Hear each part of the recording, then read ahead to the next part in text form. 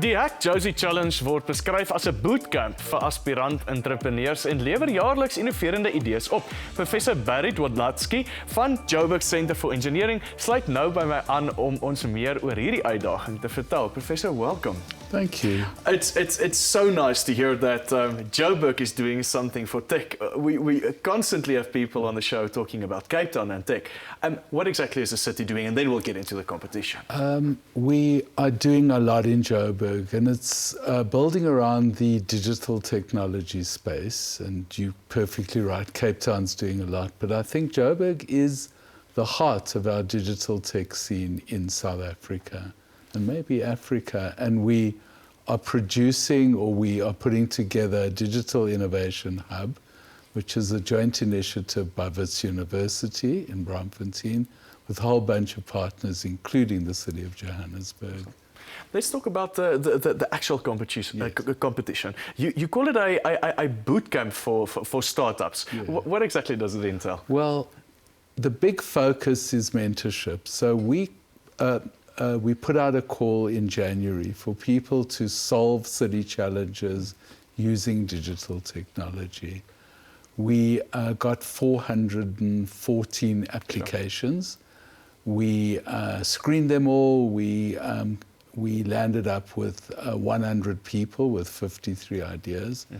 And then in the past 2 months, they've been going through a process where they have been mentored and coached.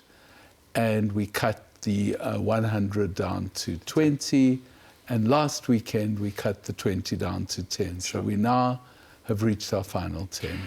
What I do like about the competition is the fact that it aims to solve specific problems that the city deals with. Can you give us some idea of the problems that these entrepreneurs are trying to solve for? They are trying to do things that are quite exciting for the people of Joburg. So, and I must be careful not to pinpoint away. any of them that might think they're favored, but two that have been quite interesting. One is a guy who has come up with an idea to help clinics that are dispensing chronic medication and to do it more effectively. And that's a really exciting, very innovative idea. Mm. And then we've got a fantastic idea that will limit the amount of time that kids spend on their tablets and Sure. smartphones. Awesome.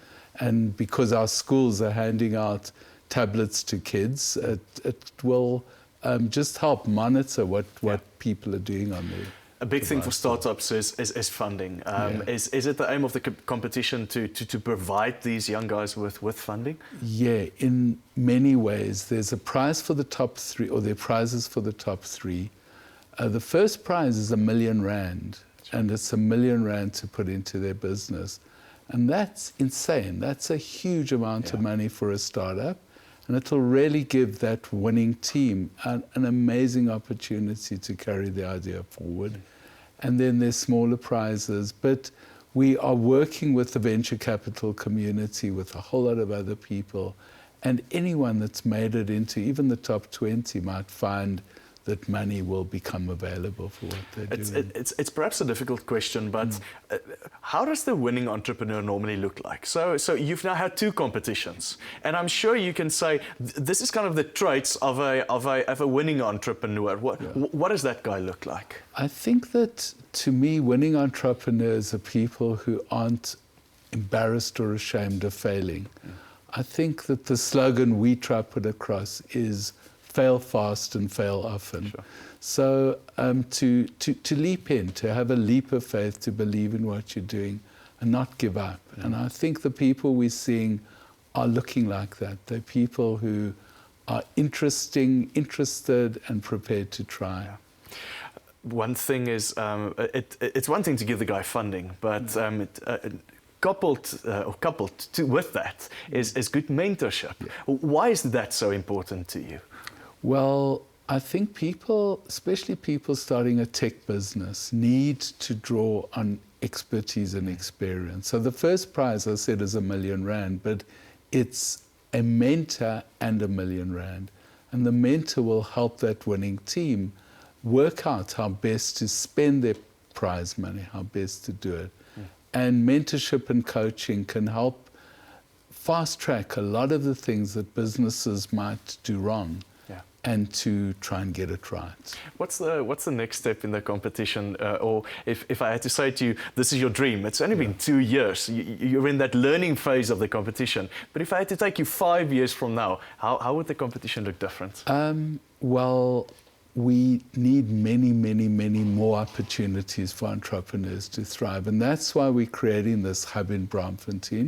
We call it the Tsimologong Precinct, it's in Jutta Street, and it's really a space where people can come and learn and innovate, and we'll match them with companies and government and other people. And my dream is Braamfontein becomes a digital innovation cluster, and clusters are like Silicon Valley, and why shouldn't Braamfontein become a Silicon Valley in Africa? Absolutely. Professor, if you talk anything about Joburg and entrepreneurship, you make me incredibly happy, and we wish you all the best for the competition. And please come and talk to us as soon as you know about the winner. We'd love to interview them as well. Thank you so much. Thank you so much.